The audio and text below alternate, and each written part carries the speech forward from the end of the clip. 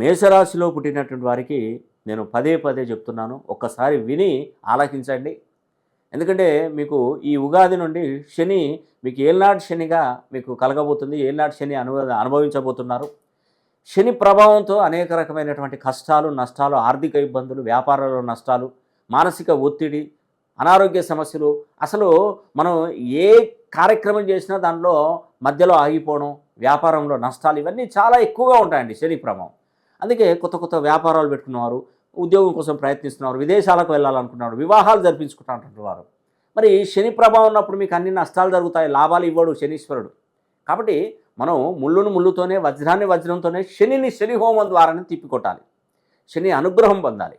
అనుగ్రహం పొందితే మీకు మళ్ళీ 30 సంవత్సరాల దాకా ఎలాంటి ప్రాబ్లం కూడా శని మీకు ఇవ్వడం అండి, నష్టాలు ఇవ్వడు అసలే.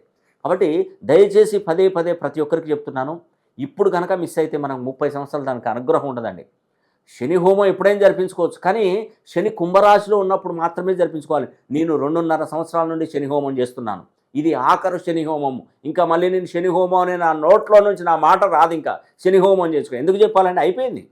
మీకు ఏదైనా వర్త్ ఉంటేనే చెప్తాను, వర్త్ లేకపోతే అవసరం లేదు. ఇంకా చాలా టైం 30 సంవత్సరాల దానికా ఇంకా నేను శని అనేది నా మాట నా నోట్లో నుంచి రాదండి, ఎందుకంటే ఇది ఫైనల్. కాబట్టి మేషరాశి వారు మీరు కింద స్క్రోల్ నంబర్ కాల్ చేయండి, మీ పేరు గోత్రనామాలు మీరు రానవసరం లేదండి, పేరు గోత్రనామాలు పంపిస్తే నేనే శని హోమం జరిపించి